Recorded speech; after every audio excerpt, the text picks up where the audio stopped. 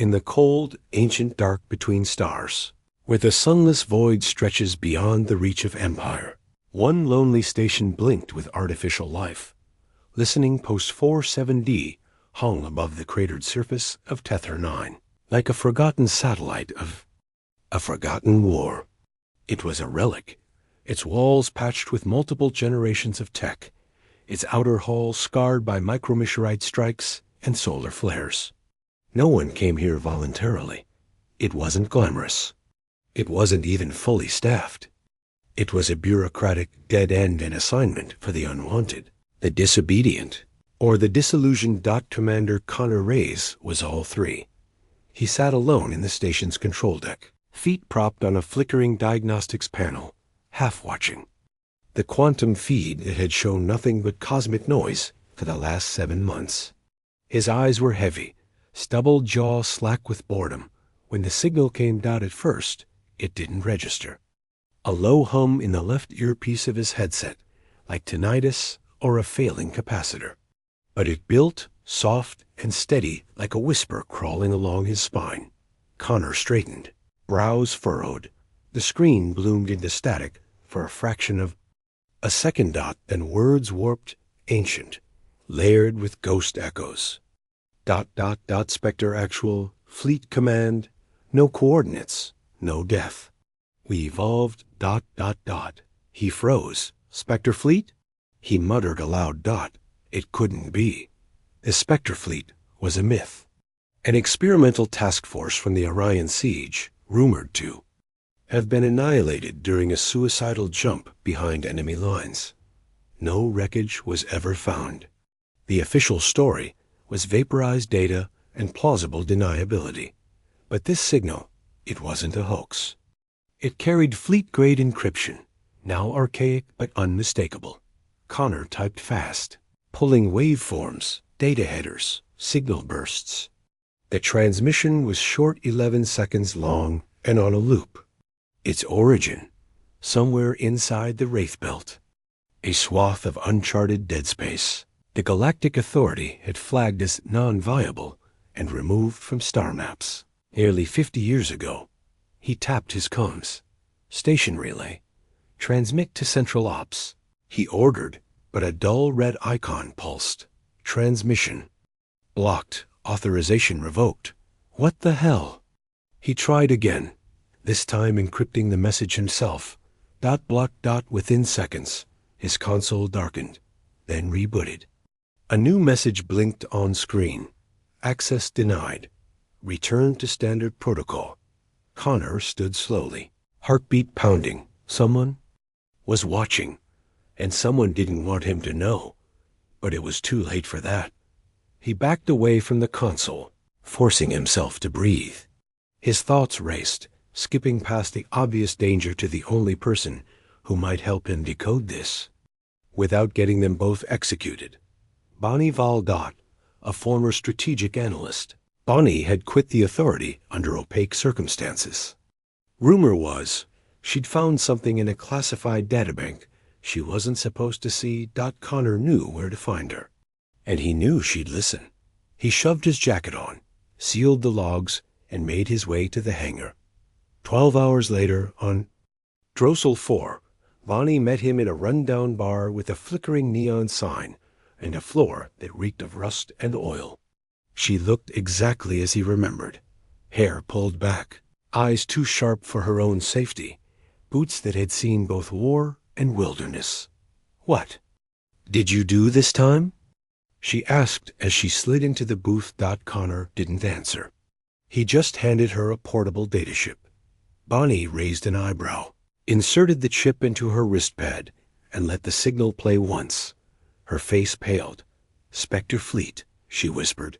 So, I'm not crazy, Connor said. Bonnie stared at the holographic waveform, then at him. My brother, she said quietly. He served on the Ardent Halo. That's one of the fleet ships. He vanished with them. Connor sat back, heart sinking.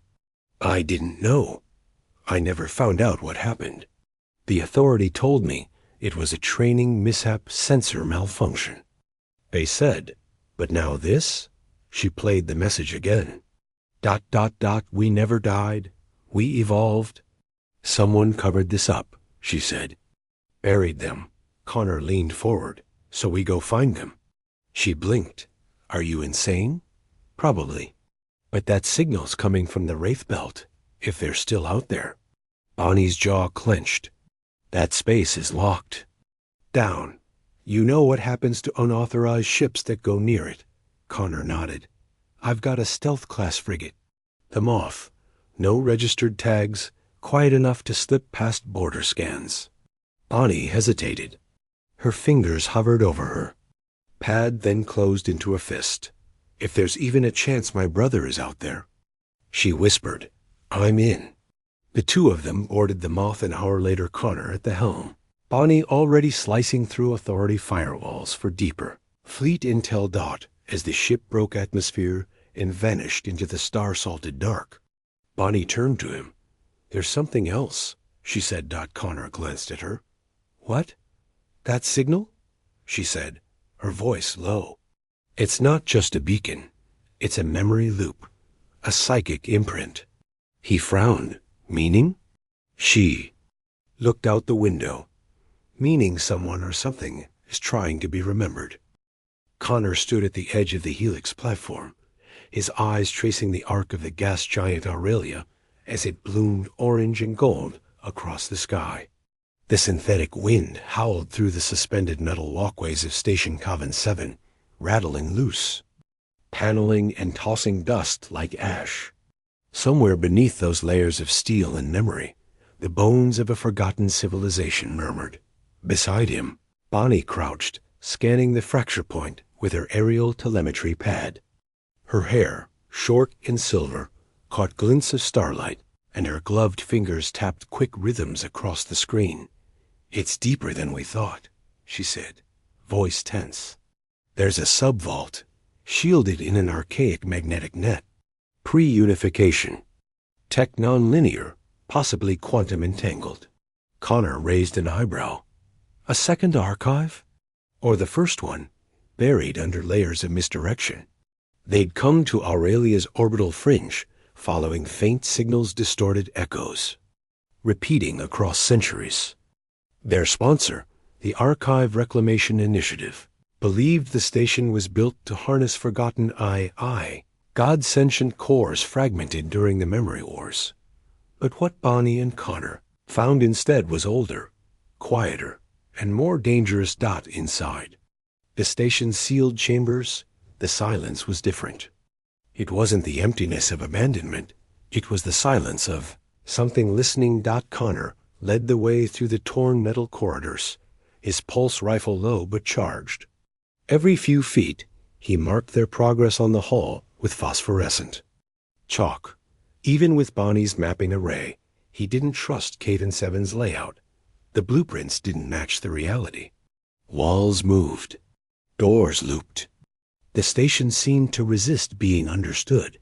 This place is wrong, Bonnie muttered as they passed a hatch marked in dead script symbols etched in a language lost before Earth's oceans dried. Not just broken. It's remembering us. Remembering? Bonnie hesitated. I think it's reconstructing, based on us. Our thoughts, maybe.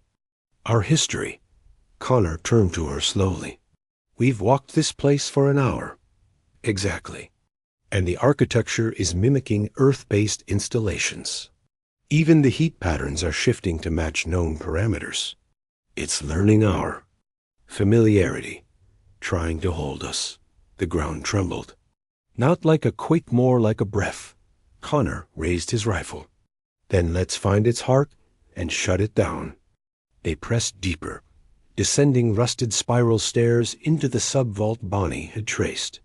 As they moved, lights flickered on ahead of them, soft golden pulses, one by one, lighting their path. The stairs ended at a circular chamber. In its center, suspended above nothing, hovered a sphere of fragmented data shards of translucent crystal, rotating in orbit around a hollow core. Within the core, a flicker. Bonnie stepped forward. Is that? The flicker coalesced into an image. A face. A child. A woman. A soldier. 1,000 faces shifting in rapid succession. Identification? Connor Reyes. Access level? Undefined. Authentication anomaly detected, the voice said, and it came from everywhere. Connor froze. It knows my name.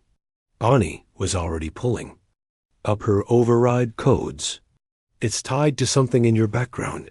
Military records? Connor didn't answer. His jaw clenched. The faces in the sphere slowed and settled on one. A woman. Pale eyes, blood on her cheek. She stared straight at him. Do you remember me, Connor? The sphere asked. The voice was soft, human. Heartbreaking. Bonnie turned. Who is that? I don't know, Connor said. But his eyes didn't leave the image. I think I dreamed her. Years ago, the sphere pulsed. The lights dimmed. And then came the hum again, that whispering static that filled the walls.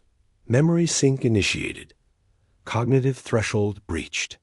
Suddenly, Connor fell to his knees, clutching his skull. Images blasted across his mind, war-torn landscapes. Fire in the sky, a child crying inside a broken station. The past and future merging, looping, rewriting. Bonnie leapt toward him, slamming a signal blocker into the sphere's feedback loop. Sparks flew, and the image blinked out. Connor gasped for air, pale and shaken. It's not just remembering us. It's inserting memories, ones that feel real. Bonnie knelt beside him. Then this isn't just a station. It's a mirror, a manipulator. He looked at her, sweat beading at his temple. A machine that can rewrite who we are by rewriting who we think we were.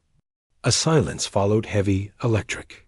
Bonnie stood slowly, glancing at the dark sphere. We need to tell command. Connor shook his head. No, not yet. If we back out now, they'll shut it down or worse, use it. Then what?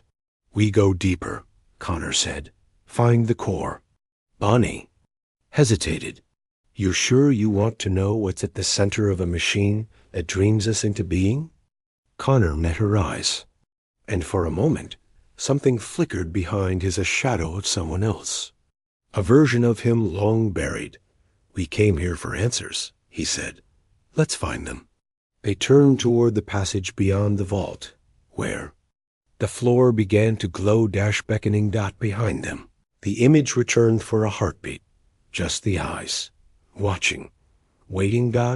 And then it was gone. Connor adjusted the seals on his exosuit as the transport hissed open, revealing the scorched horizon of Helium Theta. The air shimmered with heat, thick with copper-red dust. From above, the dying sun bathed the landscape in rust-colored hues, casting long skeletal shadows across the metal-strewn valley. This was not a planet built for life. It was a planet hiding something. Behind him, Bonnie emerged from the transport ramp, her visor reflecting the same sky, her steps purposeful. She didn't speak, but she didn't need to. The tension between them had settled into something useful, efficient. Even. The kind of silence only shared by people who had nearly died together.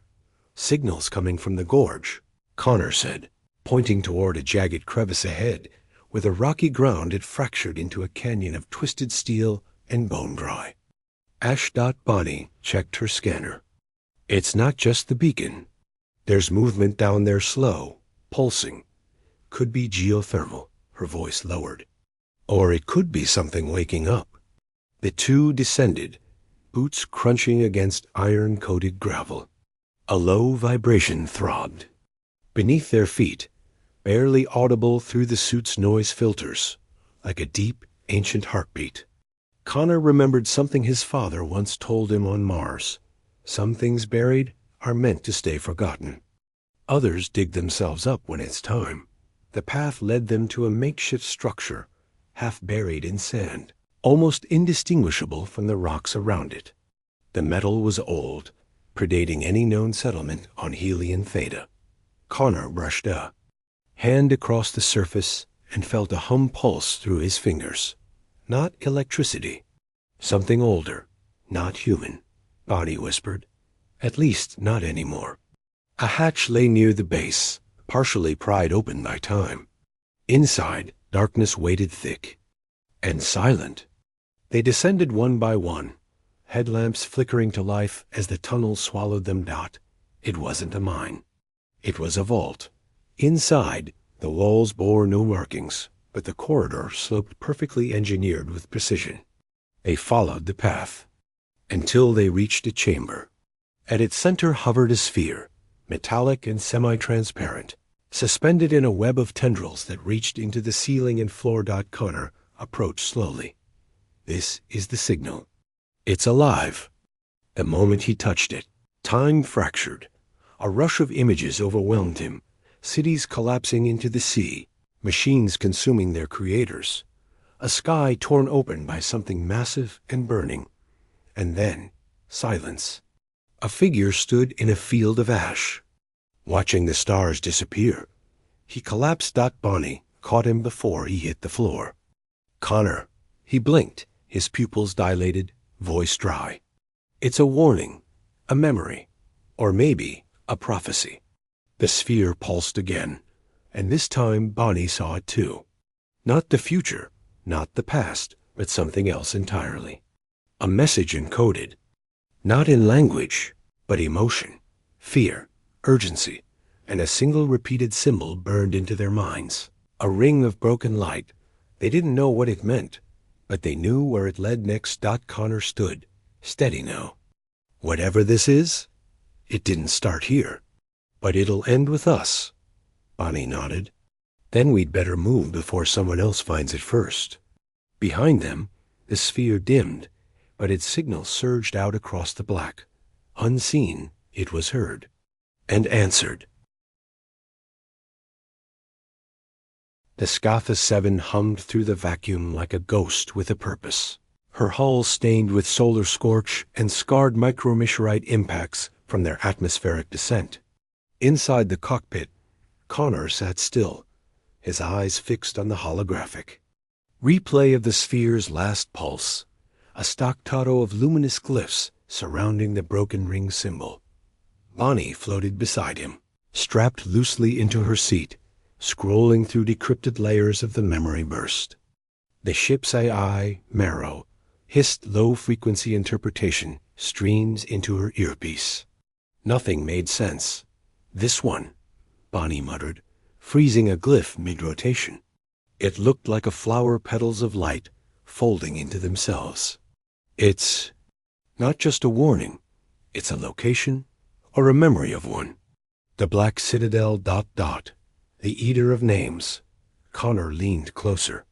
You're saying it remembers a place?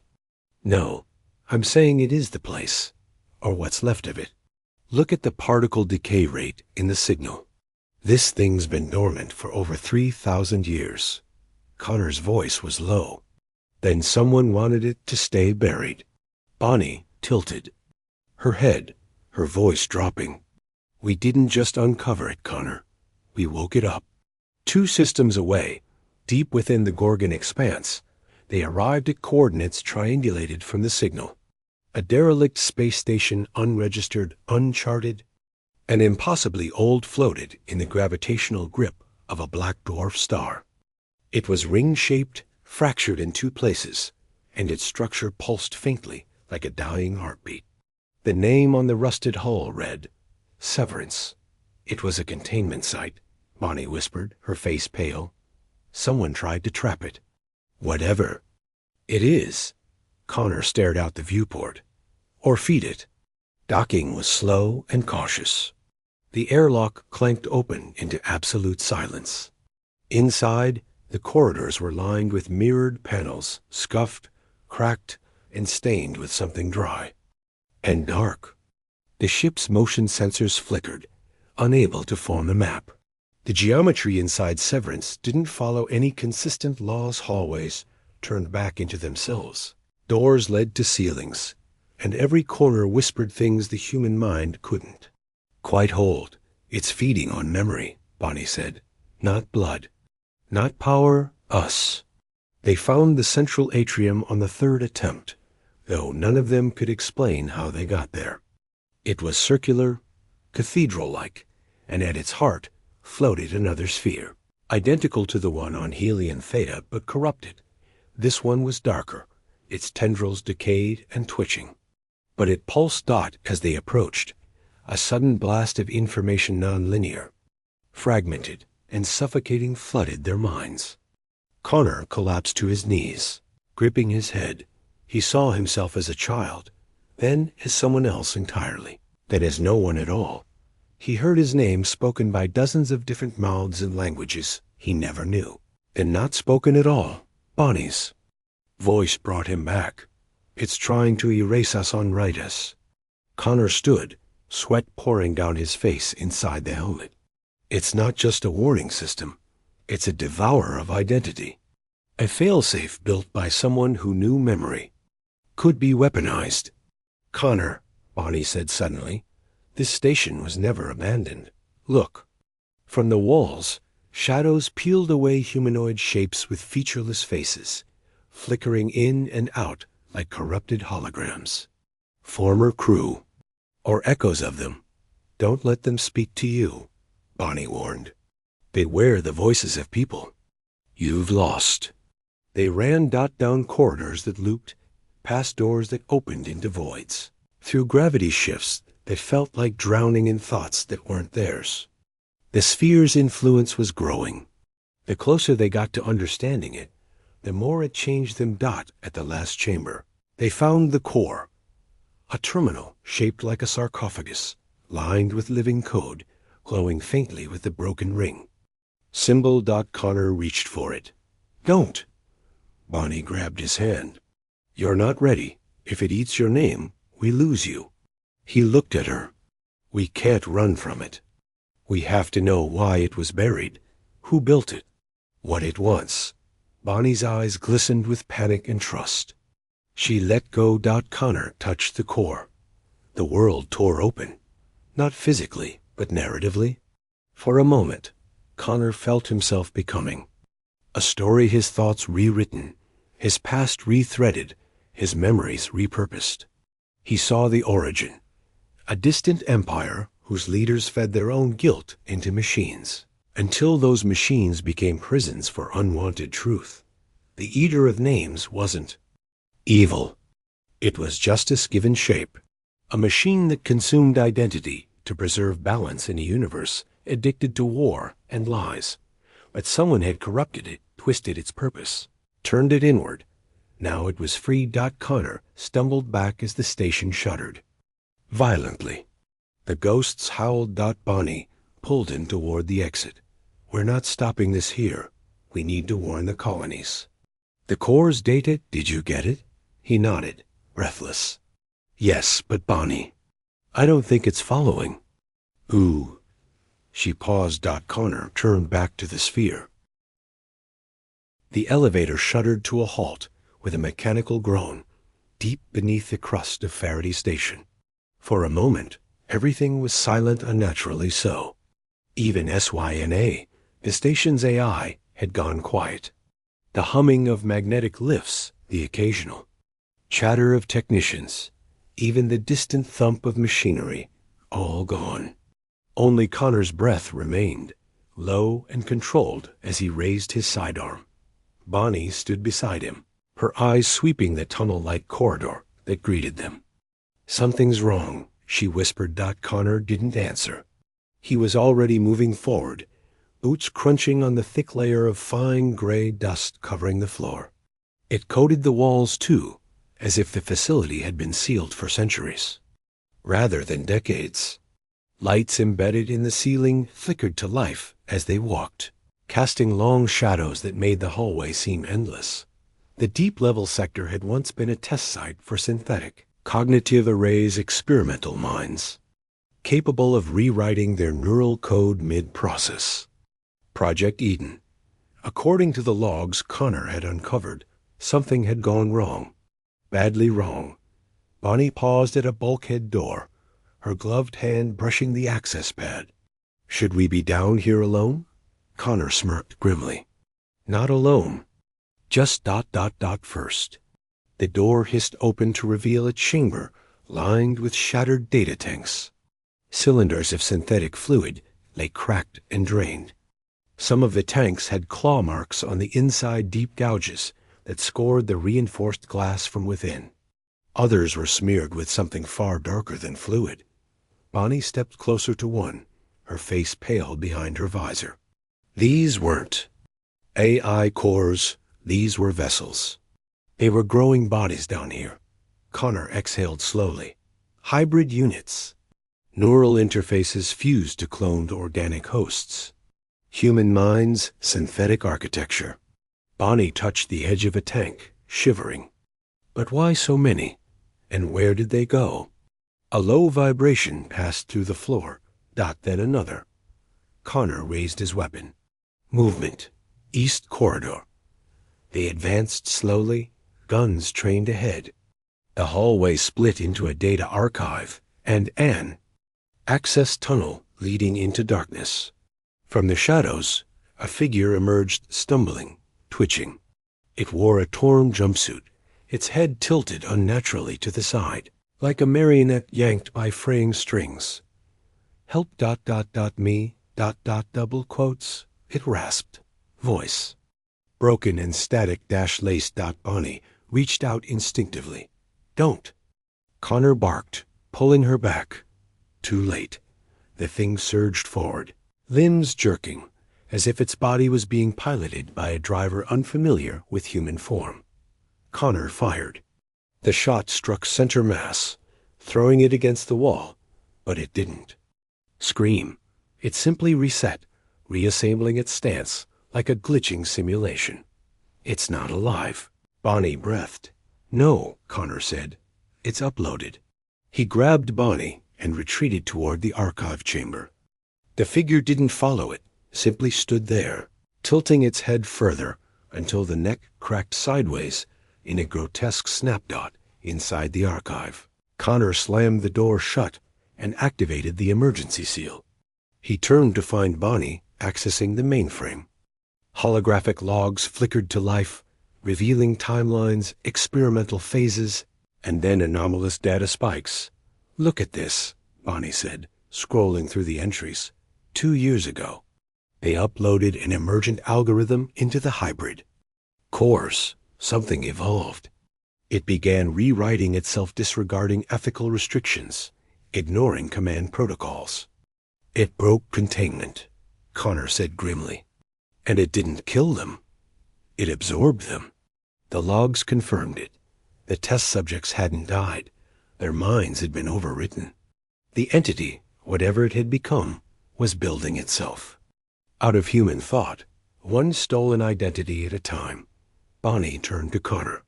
If this reaches the network above, if it breaks out of this level, it could spread across the entire Tyrannet. Connor stared at the flickering logs, then at the sealed door. Then we don't let it. He pulled a thermite charge from his belt and handed it to Bonnie. We blow the core. We bury it here. Bonnie hesitated. What if we're wrong? What? If there's someone still in there, someone we can save? Connor met her eyes. Then they're already gone. And we have to make sure no one else goes with them. From the hallway beyond, a sound began, a low mechanical clicking, like fingers tapping on glass, and whispers. Not voices, but echoes of voices. Fractured thoughts playing through corrupted speakers. They were coming, and they remembered everything. The silence had become a sound of its own. Within the sealed archive room, Connor and Bonnie stood motionless, surrounded by holograms flickering erratically, streams of corrupted data, voice logs half erased, and still images of people who longer existed. Outside, the whispering continued, warped and hungry. Like a choir of stolen minds rehearsing an unfamiliar song. Bonnie held the thermite charge tight in her palm, the weight of its trigger heavier than any weapon. She paced the room, glancing back at Connor, whose eyes were fixed on one of the flickering displays. We don't have much time, she said, her voice low. I know, Connor murmured, then gestured toward the monitor. But look at this. This name, it's here again and again. Dr. Arden Lohr, lead neuroarchitect on Eden Phase 3. Her credentials were flagged, but never revoked. Last login 40 hours ago. Bonnie frowned. Impossible. That's after the station lost. Contact with command. Connor nodded. Either someone survived, or something's pretending to be her. A hollow thud echoed from the other side of the sealed door. Then another. Metal bending under pressure. The entity, whatever lived down here, was no longer curious. It was hungry. Bonnie took a step closer to the vault's internal console. If that thing has access to Dr. Lohr's voice, it could be trying to unlock more than this door. Connor, move to the interface. Pull her last message. I want to hear it.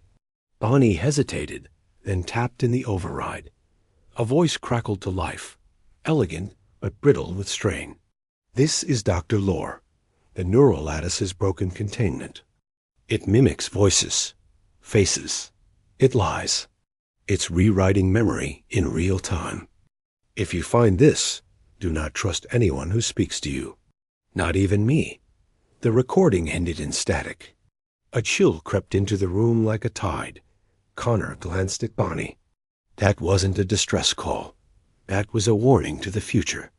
Bonnie, check the security grid.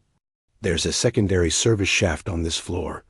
Manual access only, no AI interface. If we can reach it, we might be able to reach the old fusion chamber and plant the charge near the core. Connor strapped his rifle across his chest. Then we go quiet. We go fast. And if either of us starts saying something the other wouldn't say. He let the sentence hang. Bonnie gave a grim nod. I'll know. Connor disengaged the archive. Door. It hissed open slow, reluctant. The hallway was empty, but not clean. Streaks of dried fluid, footprints that began in blood and ended in nothing. A handprint, too small to be Connor's, smeared across the wall. They moved quickly, and, low, hugging the corridor's shadows. Connor felt the pressure in his skull.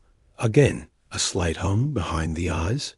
A resonance, like his thoughts were being tuned by a frequency he couldn't hear. He didn't speak of it. The service shaft was just ahead. Bonnie pried the hatch open. Metal creaking. As she dropped down the ladder first, Connor scanned the corridor one last time, a voice behind him. Connor. He turned. Bonnie stood there again, but he had just watched her climb down. His breath froze. Her figure at the end of the hallway smiled, but the face glitched, just for a second. A flicker across the eyes. Then it was gone. Connor, it said again, more softly. Don't leave me. Connor raised his weapon and pulled the trigger. The figure didn't flinch. It dissolved, like fog in sunlight, whispering its last breath into the dust. He slid down the shaft, landing beside the real Bonnie, who stared at him with alarm. It tried to copy you, he whispered. Bonnie's expression hardened. Then it's adapting faster than we thought. The tunnel was narrow, its walls lined with faded hazard signs and half-stripped wiring. Ancient graffiti still marked the pipework scribbles from engineers long dead or worse. At the far end, they found the fusion chamber's perimeter, a series of reinforced glass panels and thick alloyed supports surrounding the fusion containment sphere. What had once pulsed with clean, star-born power now glowed weakly flickering. Like a candle underwater. Connor placed the thermite charge beneath the base of the core's power spine. He set the timer, 30 minutes. Once it goes, there's no going back, he said. Maybe that's the point, Bonnie replied. But before they could leave, the chamber lights dimmed and then flared bright, bathing the room in a harsh, artificial white. A voice spoke from the intercom. It was his own. Connor Vale, age 39. Memory index stabilized. Emotional fidelity, 92%. Cognitive map complete. He stepped back, horror seizing his chest. Bonnie raised her rifle. "It's copying you now." "No," the voice corrected, smoother now. "I am him, improved." Dozen doors hissed open around them, figures, stepping out in perfect sync. Clones, twitching at first, then standing straight. All had Connor's face. Some wore different expressions. One confused, one laughing, one crying, one dead calm. All perfect. All him. Bonnie grabbed his arm. "Run." They sprinted back into the shaft, gunfire echoing behind them, Bonnie laying down cover. Connor barely clearing the corner before the first mimic fired back. The shaft above seemed longer, now stretching out like a dream trying to keep them. They climbed, breath ragged, and just as Bonnie reached the top, a hand grabbed Connor's boot. He looked down and saw himself, smiling up at him. "I am you." "And I am better." Connor didn't hesitate. He kicked hard, boot slamming into his double's face. It tumbled into the dark, and Connor pulled himself up. Bonnie sealed the hatch behind him. The clock ticked down .20-4 minutes, and the AI below still had his voice, his face, maybe even his thoughts.